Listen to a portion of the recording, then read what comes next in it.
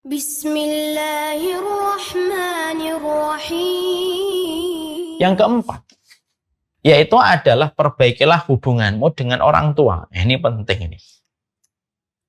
Jadi yang keempat adalah setiap para santriwati jangan pernah di dalam usaha kalian, di dalam perjuangan kalian, ketika kalian berhadapan dengan Al-Quran, jangan sampai itu menjadi alasan kalian untuk mengasingkan diri dan menjauhkan diri kalian dari orang tua. Karena apa? Perbaikilah hubunganmu dengan orang tuamu.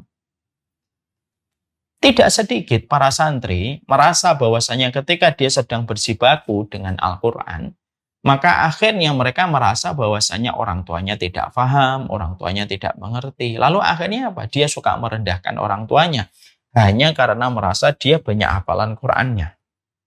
Ini tidak boleh. Kita harus ingat surat Maryam ayat yang ke-32. Wa barram biwalidati walam yaj'alni jabbaran syaqiyya. Karena aku baik kepada ibuku, maka aku tidak dijadikan Allah kasar dan aku tidak dijadikan oleh Allah celaka. Berarti sesungguhnya salah satu di antara perkara yang cukup penting adalah proses kalian menghafalkan Al-Quran supaya kalian dimudahkan oleh Allah. Perbaikilah hubungan kalian dengan pintu tengahnya surga. Min ausati babil jannah. Perbaikilah pintu tengah surgamu. Karena kalau kamu sudah memperbaiki pintu tengah surgamu, yaitu adalah ibumu, dan bapakmu, maka sesungguhnya urusan di dunia itu akan kecil, beres dengan sendirinya dan dengan mudahnya.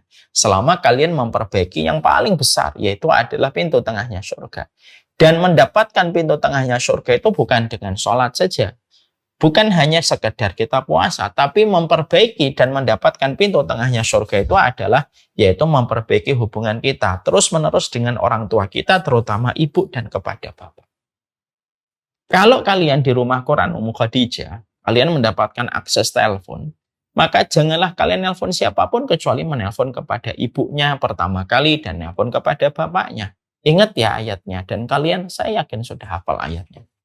Ayatnya jelas, Allah menyampaikan wa barram biwalidati walam yaj'alni jabbaran syaqiyya.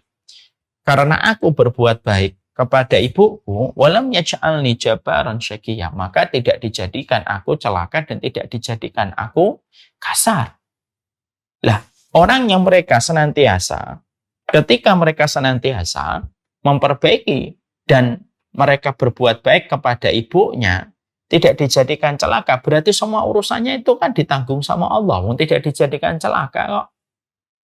Nah inilah yang menjadi salah satu key to success, yaitu kunci untuk sukses itu adalah kita memperbaiki hubungan kita dengan Allah. Kita memperbaiki hubungan kita dengan orang tua kita.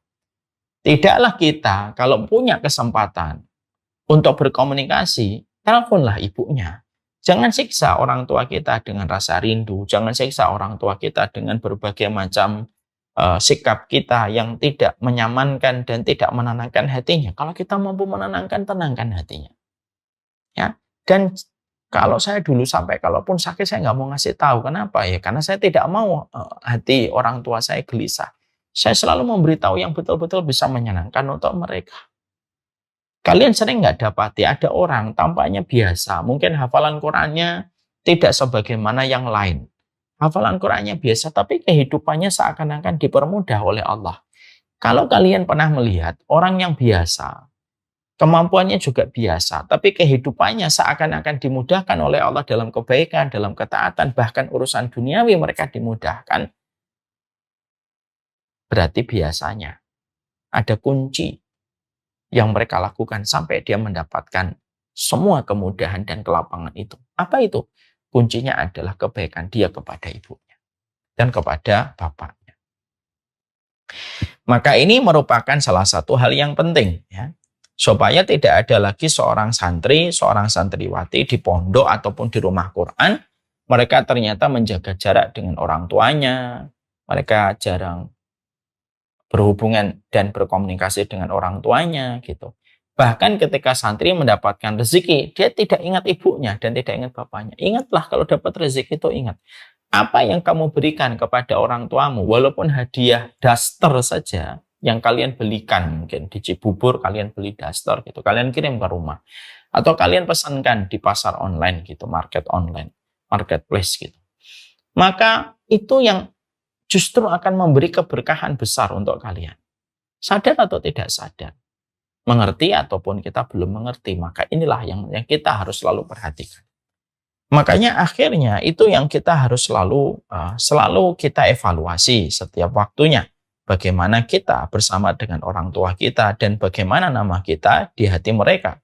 Mintalah ridho kepada mereka. Jangan malu untuk mengatakan, saya minta ridhonya Mi, saya minta ridhonya Ma, saya minta ridhonya Ma, saya minta ridhonya Bunda dan Ibu. Karena apa? Disitulah Allah akan memberimu dengan 2 jaminan dan 2 garansi. Walam yaj'alni jabbaron syaqiyya. Itu yang kita harus paham. Itu yang keempat. Yang kelima, yang penting adalah di dalam proses kita belajar, di dalam proses kita, dalam perjuangan panjang kita untuk menghafalkan Al-Quran, harus ada orang yang kita jadikan role model. Selain Rasulullah SAW, selain para sahabat, selain para tabi'in, selain para tabi'ut tabi'in. Kita harus betul-betul menjadikan seseorang itu menjadi role model. Ya. Menjadi role model untuk kita, supaya mereka itu kita contoh, supaya ada iri hati, dalam tanda kutip, yang diperbolehkan untuk melejitkan potensi diri kita. Ya. Maka Rasulullah sudah menyampaikan kepada kita dalam satu riwayat yang sahih, la hasada illa fisnataini. Tidak boleh hasad kecuali kepada 2 orang. Yang pertama, yaitu orang yang diberikan harta lalu menggunakan hartanya di jalan Allah. Dan yang kedua, orang yang mereka diberikan ilmu lalu menggunakan ilmunya di jalan Allah. Ini artinya bahwasanya Rasulullah itu secara tidak langsung ketika menyampaikan hadis ini, Rasulullah itu nyuruh kita gitu. Kamu itu harus punya orang yang kamu iri dengannya dalam tanda yang positif, makna yang positif. Dan supaya ketika kamu memiliki orang yang kamu iri terhadapnya atau ghibtah kepadanya, maka bisa melejitkan potensi dirimu dalam kebaikan. Ya, misalkan kalian melihat ada seseorang yang kalian layak jadikan contoh untuk kalian. Saya melihat hafalannya dia bagus, saya melihat bagaimana dia akhlaknya, itu dijadikan kalian itu contoh. Lalu akhirnya ketika menjadi role model, itu memicu kalian supaya kalian senantiasa bisa berlaku sebagaimana dia. Karena manusia itu cuma 2. Wahai para adik-adikku, para santriwati harus paham. Manusia itu kalau nggak mempengaruhi, dipengaruhi. Makanya ketika Rasulullah mengerti betul manusia itu mempengaruhi atau dipengaruhi, maka itulah yang menjadikan Rasulullah. Itu yang menjadikan Rasulullah SAW akhirnya beliau menetapkan dan mengkondisikan supaya setiap kaum muslimin itu memiliki ghibtah pada hatinya.